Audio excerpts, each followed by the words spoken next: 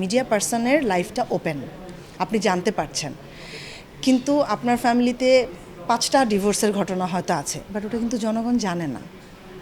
তো যে কারণেই মনে হচ্ছে যে মিডিয়া মানেই ডিভোর্স হচ্ছে, কারণ এটা যেহেতু ওপেন সবাই জানতে পারছে।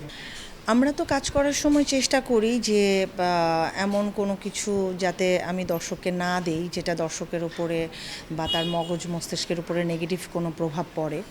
হ্যাঁ, চরিত্রের প্রয়োজনে হয়তো একটা নাটকে একটা হয়তো রাফ চরিত্র বা নেগেটিভ চরিত্রের হয়তো তার মুখের ডায়ালগটা হয়তো হতে পারে একটু নেগেটিভ বা একটু কিন্তু অল ওভার সবাইকেই ওরকম হতে হবে এটা আসলে আসলে এটা নাট্যকারের উপরেও নির্ভর করে, যিনি বানাচ্ছেন তার উপরেও নির্ভর করে যে উনি আসলে দর্শকদেরকে কি দেখাতে চাচ্ছেন, আবার দর্শকদের উপরও নির্ভর করে যে আপনি আসলে কী দেখবেন।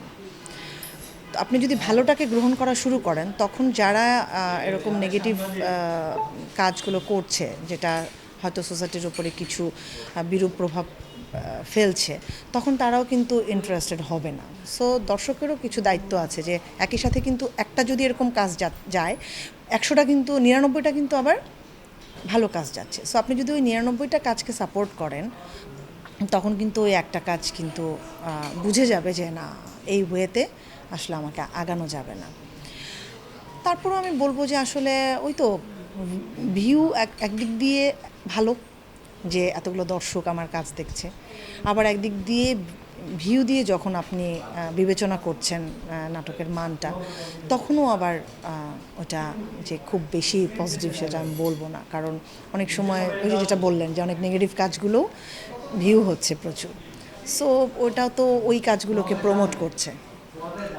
ভিউ ভালো, কিন্তু সেটা নেগেটিভ দিকটাও মাথায় রাখতে হবে যে আমি আসলে এই কাজগুলো দেখবো কি দেখবো না। এইটা আসলে হচ্ছে কি দুইটা ধরন, একটা প্রফেশন আর একটা ফ্যামিলি। আমি যাতে ফ্যামিলিটাকে প্রপারলি সময় দিতে পারি সেই জন্যই কিন্তু আমি ফুল টাইম ব্যস্ত হইনি, বা আমি আমার যেই বিষয়ে আমি পড়াশোনা করেছি সেই বিষয়টাতেও কিন্তু আমি ওই সেক্টরে কিন্তু আমি কাজে যাইনি, কারণ আমার ওই সেক্টরটা কাজ করতে গেলে আমাকে ফুল টাইম কাজ করতে হবে, মাসে 25 থেকে 26 দিন আমাকে অফিস করতে হবে। আমি অ্যানথ্রোপোলজিতে পড়েছি, সো ফিল্ড ওয়ার্কের একটা ইস্যুস থাকবে।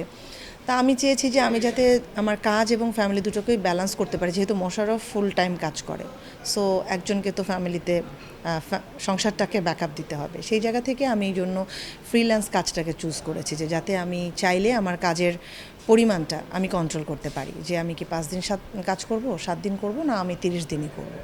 তো যেহেতু আমি ফ্রিল্যান্সিং করেছি এবং আমি কন্ট্রোল করতে পেরেছি আমার কাজটা, সে কারণে আমার মানে কোনোটাকে আমার মানে ছাড়ও দিতে হয়নি, আবার এমন না যে এইটাই আমার কাছে বেশি প্রেফারেন্স, ওইটা না, বিষয়টা সেরকম হয়নি, দুটোকে আমি ব্যালেন্স করে চলতে পেরেছি। মিডিয়া পার্সনের লাইফটা ওপেন, আপনি জানতে পারছেন, কিন্তু আপনার ফ্যামিলিতে 5টা ডিভোর্সের ঘটনা হয়তো আছে, বাট ওটা কিন্তু জনগণ জানে না। তো যে কারণেই মনে হচ্ছে যে মিডিয়া মানেই ডিভোর্স হচ্ছে, কারণ এটা যেহেতু ওপেন সবাই জানতে পারছে। হ্যাঁ, এটা তো স্বাভাবিক, কারণ দর্শকের মনের মধ্যে তো আসলে তার প্রিয় অভিনেতা অভিনেত্রীদেরকে নিয়ে এক ধরনের ভালো লাগা কাজ করে, তারা তাদের প্রিয় অভিনেতা অভিনেত্রীকে অনেক আইডিয়াল জায়গায় দেখতে চায়। সো সেই জায়গা থেকে তারা তো এটাতে কষ্ট পায়, কিন্তু আসলে একসাথে থাকাটা তো আসলে দুজন মানুষের সিদ্ধান্তের ব্যাপার। এখন এক ছাদের নিচে তারা বসবাসটা যদি আসলেই করতে না পারে, তাহলে সবার কথা ভেবে যদি তারা আসলে একসাথে থাকে, তাহলে ওই দুটা মানুষেরও তো আসলে মৃত্যু ঘটে। সো আলটিমেটলি এই বিষয়টা আসলে পার্সোনাল, সো এটা যারা ডিসিশন নেয় নিশ্চয়ই তারা আসলে এক্সট্রিম পর্যায়ে যাওয়ার পরেই ডিসিশনটা নেয়, কিন্তু আমরা হয়তো সাধারণ মানুষের ব্যাপারগুলো আমাদের গোচরে আসে না, মিডিয়া পার্সনদেরটা গোচরে আসে না। সেটাই তো আমি বললাম যে আমি তো বরং এমন একটা প্রফেশনে আছি যে আমি চাইলে আমার কাজটাকে কন্ট্রোল করতে পারছি, কিন্তু যারা ব্যাংকে জব করে, যারা প্রাইভেট ফার্মে জব করে, তাদের কষ্টটা আপনি চিন্তা করেন, তারা কিন্তু 30 দিনের মধ্যে মানে 25-26 দিন অফিস করছে, তারপরে ওভারনাইট, অনেক সময় দেখা যাচ্ছে 5টায় ছুটি, বাট 5টায় বেরোতে পারছে না, তাদের 7টা-8টা বেজে যাচ্ছে। সো আমি বলবো সেই সব মেয়েরা কিন্তু আমার চাইতেও বেশি স্ট্রাগল করছে। আমি তো 20 দিন 22 দিন বাসায় থাকছি, কাজ করছি 5 দিন 7 দিন। সো আমি যখন 5 দিন 7 দিন কাজ করছি তখন প্রবলেম হচ্ছে না।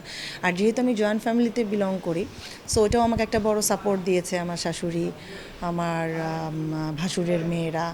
সো ওরাও আমাকে অনেক সাপোর্ট দিয়েছে যে আমি যেই সময়টুকু বাইরে কাজ করেছি সেই সময়টুকু আমার বাচ্চা, আমার বাসা, এগুলোকে আমার শাশুড়ি আগলে রাখতে পেরেছে। সো আমাকে টেনশন করতে হয়নি যে আমি ঢাকার বাইরে যাচ্ছি বা আমি শুটে থাকবো 5 দিন, আমার বাসাটা কিভাবে চলবে। তো যে কারণে আমি অনেক বেনিফিটেড। আমি নিজেও কিন্তু থিয়েটার করিনি, কিন্তু যেটা ছিল যে পড়ার অভ্যাসটা ছিল। তারপর মোশাররফের সহধর্মিণী হওয়াতে ওর সাথে প্রচুর নাটকের শুটিংয়ে আমি গেছি, স্টেজ নাটক দেখেছি। সব কিছু মিলিয়ে যেটা হয়েছে যে আমি অ্যাক্টিংয়ে আসারও প্রায় অলমোস্ট 6 থেকে 7 বছর কিন্তু আমি একজন অবজারভার হিসেবে ছিলাম। তো ওটা দেখতে দেখতে আস্তে আস্তে নিজের মধ্যে মানে আত্মস্থ করেছি টেকনিকগুলো, এবং কনফিডেন্সটাও গ্রো করেছে।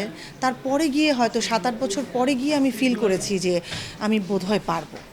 তারপরেও শুরুর দিকে কিন্তু প্রথম 2-3 বছর কিন্তু আমি খুবই কম কাজ করেছি। মানে দেখা গেলো একটা কাজ করেছি 3-4 মাস, 5 মাস পরে গিয়ে হয়তো আরেকটা কাজ করেছি। হয়তো তখন ওই সেকেন্ড কাজটা একটু ভালো হওয়ার পরে হয়তো আরেকজনকেও ইন্টারেস্টেড হয়েছে নেয়ার জন্য। এভাবে মানে প্রথম 3 থেকে 4 বছর কিন্তু পরিচালকদেরও কিন্তু আমার প্রতি কনফিডেন্স যে খুব ছিল বিষয়টা তা না। একটা একটা করে কাজ করেছি, সেই একটা কাজের আবার হয়তো অ্যাপ্রিসিয়েশন পেয়েছি, সেখান থেকে হয়তো আবার অন্য একজন ডিরেক্টর পিক করেছে যে ঠিক আছে তাহলে ওনাকে একটা ক্যারেক্টার দিয়ে দেখা যায়। তো এভাবে করে করেই কিন্তু আস্তে আস্তে মানে আমার কাজের যেটা মানে আমি আমার অভিজ্ঞতা থেকে বললাম যে আমার কাজের আগানোটা। তো যারা আসলে আসে তারাও অনেকভাবে শিখতে পারে। এখন তো আসলে অনলাইনেও অনেক কিছু শেখা যায়। তারপরে থিয়েটারের সাথে যুক্ত থাকলে সেটা আপনাকে একটা বড় মানে চর্চার ভেতরে ঢোকায়, ক্যারেক্টারাইজেশনের বিশেষ করে। কারণ একটা যখন মঞ্চে নাটক মঞ্চস্থ হয় তখন আমি মোশাররফের কাছে শুনেছি বা নিজেও ওর সাথে সাথে গিয়ে যখন দেখেছি যে 3-4 মাস ওই চরিত্রের ভেতরে বসবাস করে। সো আলটিমেটলি উনি যখন ক্যামেরার সামনে কাজ করে তখন ওই যে তার লং টাইমের একটা অভিজ্ঞতা, ওইটা তাকে দ্রুত ক্যারেক্টারটা বুঝতে সহায়তা করে। এখন অ্যাপ্লাই করাটা হচ্ছে আপনার উপরে নির্ভর করছে যে আপনি কতটা ম্যাজিক দেখাতে পারেন। কারণ অনেকে ক্যারেক্টারটা হয়তো বুঝতে পারছে, কিন্তু যখন ক্যারেক্টারটা সে প্লে করছে তখন পুরোপুরি সেটাকে সে বুঝতে পারছে যে ক্যারেক্টারটা এভাবে হাঁটবে, এভাবে বসবে, এভাবে কথা বলবে, কিন্তু করার সময় হয়তো পেরে উঠছে না। সো তখনও দেখা যায় যে ওটা তার অ্যাক্টিংয়ে একটা ঘাটতি তৈরি করে।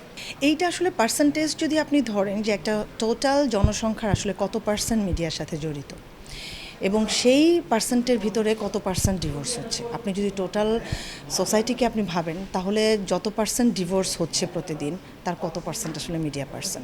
কাজের ব্যস্ততা, আমি 2টা সিরিজ এখন আমার যাচ্ছে, একটা এনটিভিতে যাচ্ছে, একটা বাংলাভিশনে। মূলত এখন সিরিজের কাজগুলোই বেশি হচ্ছে, সাথে ফাঁকে ফাঁকে হয়তো 1-2টো সিঙ্গেলের কাজ হচ্ছে।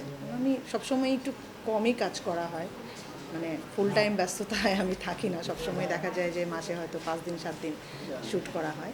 সো সেই জায়গা থেকে এই তো 2টা সিরিজ আর কিছু সামনে একটা ওয়েবের কাজ হবে, একটা অ্যান্থোলজি, সেটার একটা পার্টের গল্পে কাজ করব, আর সিঙ্গেলের কিছু অফার আছে। আরেকটা মুভিতে আসলে কাজ করেছি আমি, বাট ওই মুভিটার শ্যুট হয়েছে 70%, আরও 30% বাকি আছে, গাংকুমারী নামে। এখন ওটা বাকি অংশটুকু বলে হয়তো ওটা রিলিজ হবে।